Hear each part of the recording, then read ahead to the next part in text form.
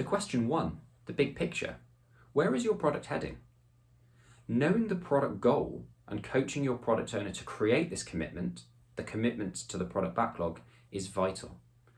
Empirical product planning starts from knowing where you're heading, and importantly, the product goal helps towards this. Question 1, identifying the big picture, is helping your product owner determine this journey. What market are we trying to exploit? What value do we believe our product is going to offer?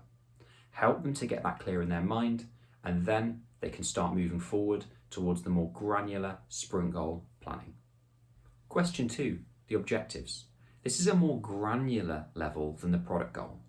Whilst the product goal is enthusiastic, it's motivating, it's the commitment to the product backlog, the objectives are more tangible. The objectives appear in the product backlog, perhaps as unrefined product backlog items. It might be that we need a large feature. It might be that we need to improve the stability of our product. When all of our objectives are met, then we can be pretty sure that we are moving towards our product goal or indeed have met it. Getting the product owner's idea on what those large pieces, those large steps we need to do to move towards our product goal is really important. And again, it's part of that loop of empirical product planning. So question 3, the immediate step. We've considered the long-term product goal.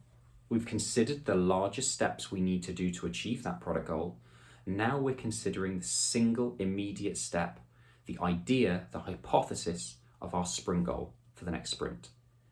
Importantly, at this stage, it is just a hypothesis. It's not set in stone. It is not the product owner's accountability to create a sprint goal.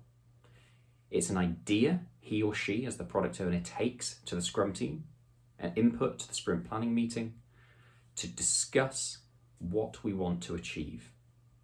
The Scrum team, the developers specifically, may say that's not achievable, or we don't have enough information to commit to that. That's okay. It's an idea that we collaboratively create as a Scrum team. It answers the first of the 3 sprint planning event questions. It answers the why. Question 4, the stakeholder value. You as the product owner know your stakeholders and your users best. Why did you just choose that immediate step? Think about it. If it isn't going to offer your stakeholders or your users something new, something valuable, why did you do it? That's not to say it always needs to be perfectly visible to those users and the stakeholders, but you need to be able to clearly elaborate the why. What value is it going to offer? Otherwise, why are we expending effort delivering this sprint?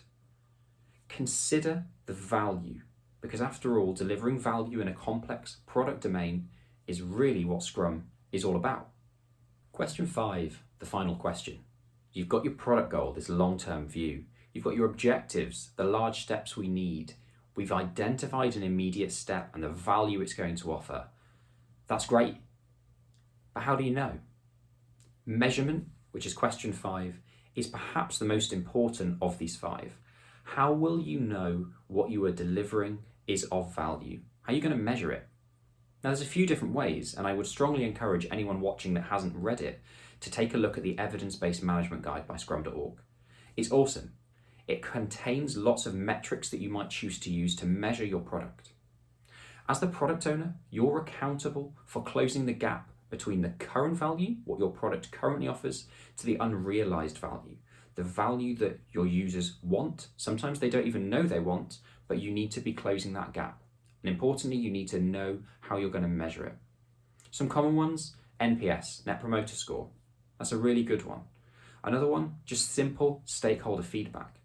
Ideally, what you want is quantifiable measures like feature use index to know where you want to put your effort, where you want to spend your budget to maximize the return on investment. Having empirical product planning is fantastic, but importantly, that empirical part is the feedback.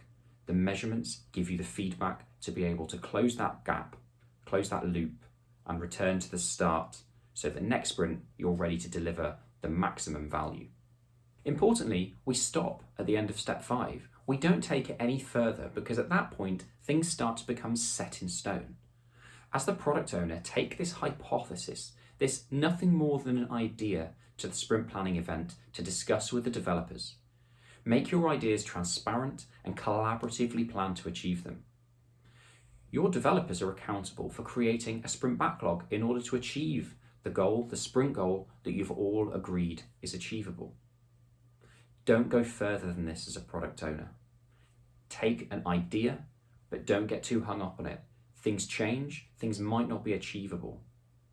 Remember that your developers will commit to a sprint goal and they might forecast how they're going to achieve it, but their plan, their sprint backlog, will not be set in stone. Thank you for your interest in the 15-minute sprint hypothesis canvas. If you have any questions, tips or hints, please drop a comment below and I will respond to them. Importantly, this canvas is a product. It's something that offers value, I hope, to you, the users.